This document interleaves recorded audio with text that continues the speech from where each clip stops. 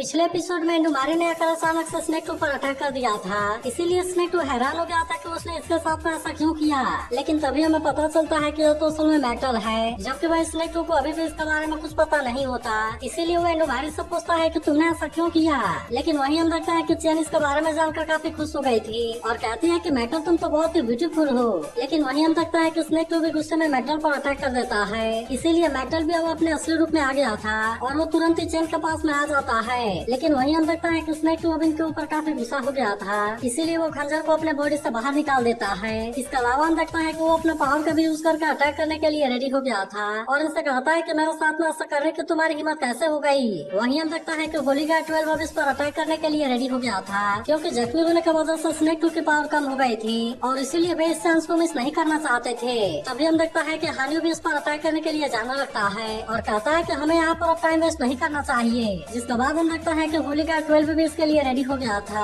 और वे दोनों तुरंत स्नेक टू पर अटैक करने के लिए चले जाते हैं। मगर इसके बाद भी हम देखता है कि स्नेक टू इतना आसानी से हार मानने वाला नहीं होता, इसीलिए वो भी अपने स्नेक में सीक्रेट टेक्निक को एक्टिवेट कर लेता है और वो इसका फर्स्ट क्लास वाले पावर का यूज करके इन पर अटैक करने लगता है। मगर इसके बाद भी हम देखता है कि वे दोनों इतना आसानी से इनके सामने हार मानने वाले नहीं होते, इसीलिए हम देखता है कि वे अपने आप को इसके अटैक से बचाने लगते हैं, जिसके वजह से स्नेक टू अपने अटैक से इनका कुछ भी नहीं कर पाता। तभी इसी वजह से हम देखता है कि होली गार्ड 12 अपने पावर को एक्टिवेट कर लेता है और फिर वो तुरंत स्नेक टू पर अटैक करने के लिए चला गया था। तब इसे देख स्नेक टू भी अपने आप को बचाने के लिए कोशिश करता है, लेकिन हम देखते हैं कि वो होली गार्ड 12 के सामने कुछ भी नहीं कर पाता और इसलिए होली गार्ड 12 इसके ऊपर भारी पड़ने लगता है। मगर वहीं अब हम देखता है कि स्नेक टू भी इनके ऊपर काफी गुस्सा हो गया था, इसीलिए वो तुरंत ही अपने पावर को एक्टिवेट कर लेता है और इस तरह से होली गार्ड 12 के ऊपर अटैक करने की कोशिश करता है। मगर तभी हम देखता है कि हानियो ने यहाँ पर आकर इसे बचा लिया था, जबकि वही मैकडल भी डिमन के रूप में आ गया था और वो भी स्नेक टू पर अटैक करने के लिए कोशिश करता है, लेकिन स्नेक टू इसके अटैक से बहुत ही आसानी से बच जाता है। तभी हम देखता है कि स्नेक टू इसके वजह से और ज्यादा गुस्सा हो गया था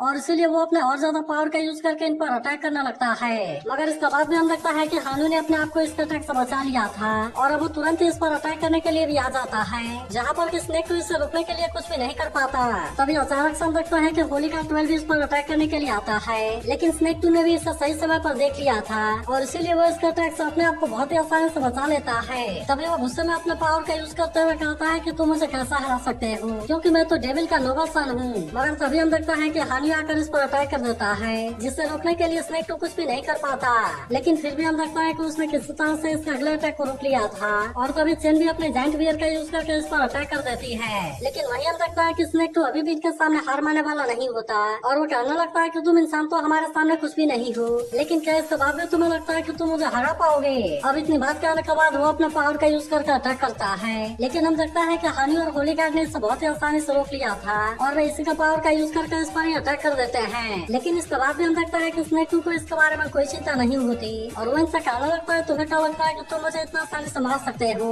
लेकिन शायद ये तुम नहीं जानते कि जब तक सैक्रिफाइसल पिलर यहाँ पर रहेगा तब तक मुझे मार पाना पूरी तरह से इम्पॉसिबल है। इसके बाद हम देखता है कि वो फिर से अपने किसी सीक्रेट टेक्निक का यूज करने लगता है, जिसके बाद हम देखता है कि चेन इसके सामने कुछ भी नहीं कर पाती और वो इसके तरफ खींचते हुए जाने लगती है। मगर तभी हम देखता है कि हानियो भी अपने नाइट ग्रेविटी वाले पावर का यूज करके अटैक कर देता है, इसीलिए स्नेक टू अब इसके सामने ज्यादा कुछ नहीं कर पाता और हानियो का आता तुम्हें क्या लगा था कि तुम इतना आसानी से हमारे हाथों से बच जाओगे। मगर तभी हम देखते हैं कि स्नेक टू जोर जोर से हंसने लगता है। इसके अलावा वो अपने पावर का यूज करके आजाद भी हो जाता है और कहता है कि तुम सभी यहाँ पर जरूर मरोगे। तभी अचानक से हम देखता है कि चेन उसके पावर की तरफ जाने लगती है, लेकिन यह देखते ही होली गार्ड 12 ने उसे सही समय पर पकड़ लिया था और इस तरह से वो चेन को बहुत ही आसानी से बचा लेता है। मगर वहीं अब हम देखते हैं कि होली गार्ड 12 स्नेक टू के ऊपर काफी गुस्सा हो गया था और उससे कहता है कि अब तो मरने के लिए रेडी हो जाओ। फिर हम देखते हैं कि वो अपने सूरज फ्लैश वाला पावर का यूज करके स्नेक टू पर अटैक कर देता है, जिसके वजह से स्नेक टू अब इसके सामने कुछ भी नहीं कर पाता। तभी हम देखते हैं कि हानियो भी अपने लेजर ब्लेड वाले पावर को एक्टिवेट कर लेता है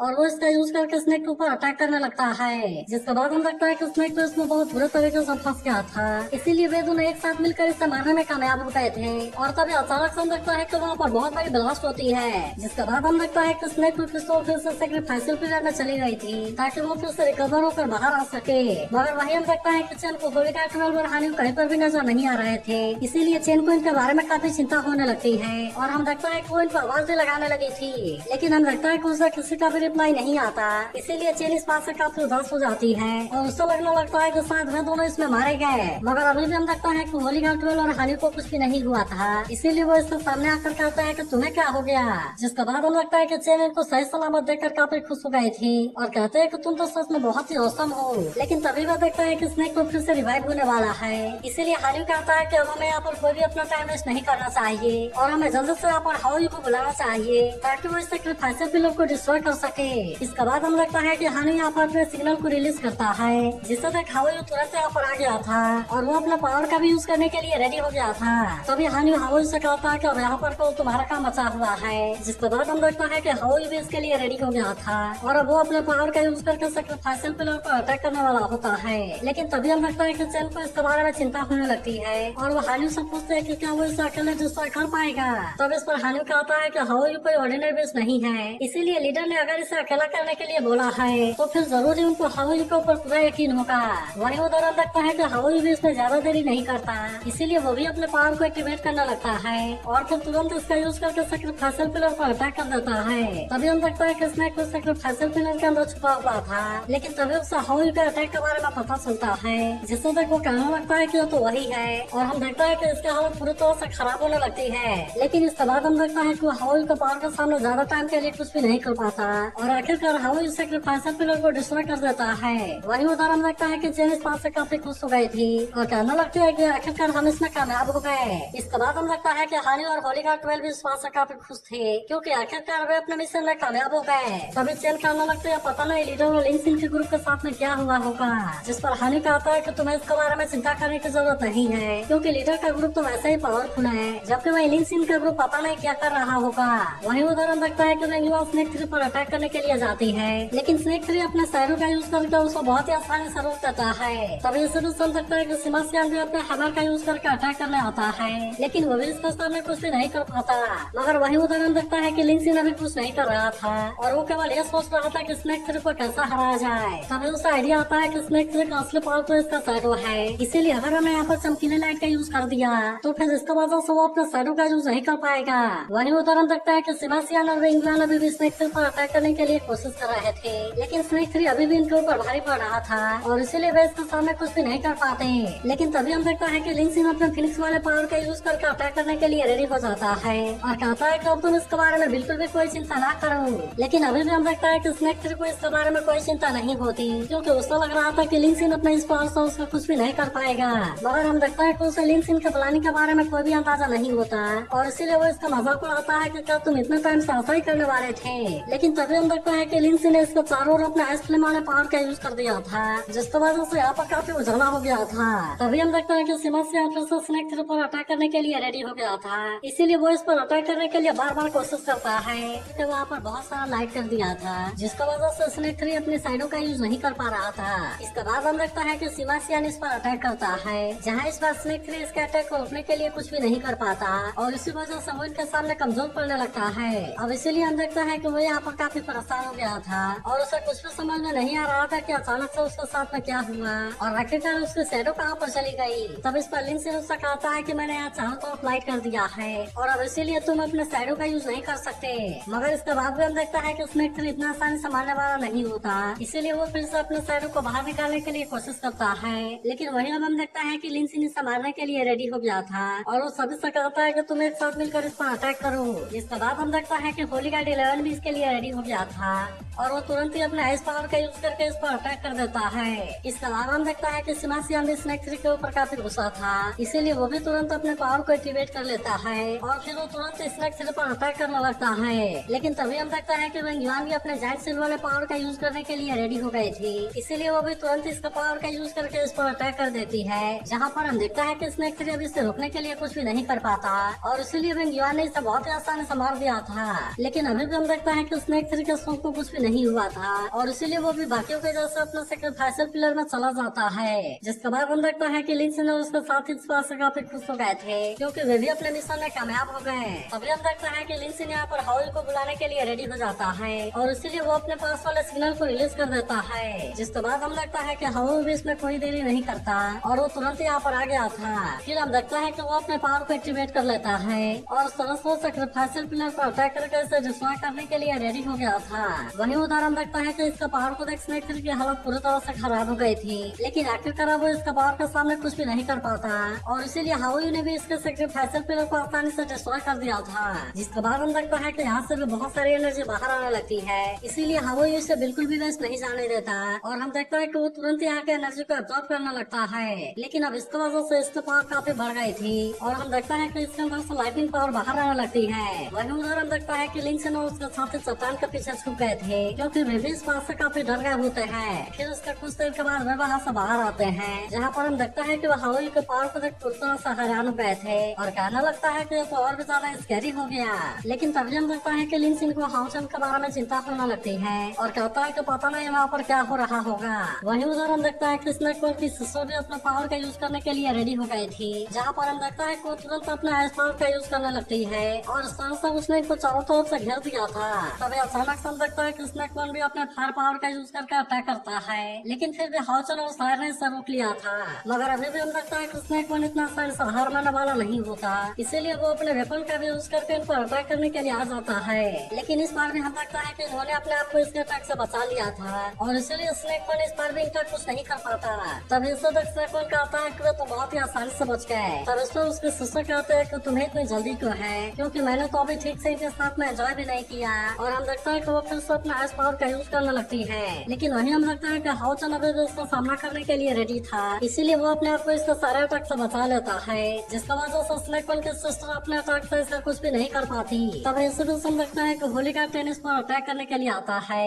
लेकिन स्नेक की सिस्टर भी इसके अटैक को बहुत ही आसानी से रोक लेती है और इसलिए वो भी इसका कुछ नहीं कर पाता। वहीं उधर हम देखता है कि स्नेक भी हाउचन और सायर के ऊपर अटैक करने की कोशिश करता है, लेकिन इस बार भी वे दोनों इसके अटैक से बहुत आसानी से बच गए थे। इसीलिए स्नेक काफी गुस्सा होने लगा था और कहता है कि ये दोनों मेरे हैं। लेकिन हम देखता है कि उसकी सिस्टर ये बात मानने के लिए रेडी नहीं होती और तभी वे दोनों एक साथ मिलकर इस पर अटैक करने लगता है। लेकिन अभी भी हम देखता है कि स्नेक और उसकी सिस्टर इतना आसानी से हार मानने वाले नहीं होते और इसीलिए वे भी अपने पावर का यूज करके खुद को बचाने लगते हैं, जिसकी वजह से हाउचन और सायर भी इनका कुछ नहीं कर पाते। मगर तभी हम देखता है कि स्नेक की सिस्टर फिर से अपने आइस पावर का यूज करती है, जहाँ पर कि इसकी वजह से हाउचन और सायर काफी पीछे चले गए थे। तब इससे देख हाउचन कहता है कि इनका मुख काफी तेजी से चेंज हो रहा है और इसीलिए हमें यहाँ पर काफी केयरफुल होना पड़ेगा। लेकिन तभी हम लगता है कि स्नेक अपने सिस्टर के ऊपर गुस्सा होने लगा था और कहता है कि तुम बीच में आने की कोशिश ना करो, क्योंकि वे दोनों मेरे हैं। लेकिन अभी भी हम लगता है कि उसकी सिस्टर उसके बात मानने वाली नहीं होती और कहती है कि असल में तुमने ही मुझे डिस्टर्ब किया,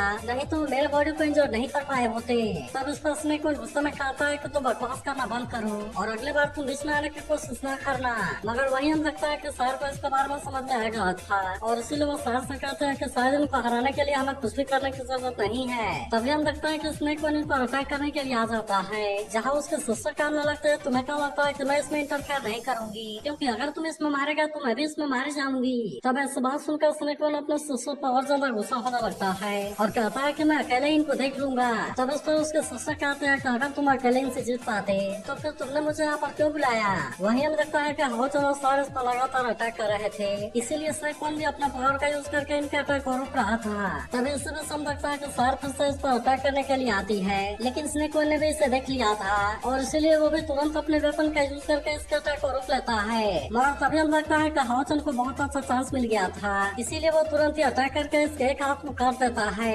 जिसके बाद हम देखता है कि स्नेक इस बात से काफी परेशान हो गया था और वो कहने लगता है कि मैं अपने बॉडी को मूव क्यों नहीं कर पा रहा और वो अपने सिस्टर पर भी गुस्सा करता है कि तुम क्या कर रही हो। तब इसके सिस्टर भी गुस्सा होते हुए कहते हैं कि अगर तुमने बॉडी को मुझे हैंड ओवर कर दिया होता तो फिर वैसे किसी भी तरह से इंजर्ड नहीं कर पाए होते। लेकिन अभी भी हम लगता है कि स्नेक इसके बात मानने के लिए रेडी नहीं होता और इसलिए उसकी सिस्टर इसके ऊपर गुस्सा होने लगती है। तब इसे तक हाउचन साहस से कहता है कि यही हमारे लिए सबसे अच्छा चांस है और अब इसीलिए हमें इसमें कोई भी देरी नहीं करनी चाहिए। जिसके बाद हम लगता है कि सायर भी इसकी बात मानने के लिए रेडी हो गए थे, इसीलिए हाउचन भी अपने पावर को एक्टिवेट कर लेता है और वो इसका यूज करके स्नेक पर अटैक करने के लिए रेडी हो गया था। तभी हम देखता है कि सायर भी इसके लिए रेडी हो गई थी, इसीलिए वो भी अपने 6-5 साइकिल वाले पावर को एक्टिवेट कर लेती है और वो भी इसका यूज करके स्नेक पर अटैक कर देती है। जिसके बाद हम देखता है कि स्नेक इस बार इनके अटैक को रोकने के लिए कुछ भी नहीं कर पाता और इसीलिए वो इसमें बहुत ही आसानी से मारा जाता है। लेकिन तभी होलिका टेन को लगता है कि वो अभी भी जिंदा है और इसीलिए वो हाउचन से कहता है कि मास्टर आप केयरफुल हो जाना।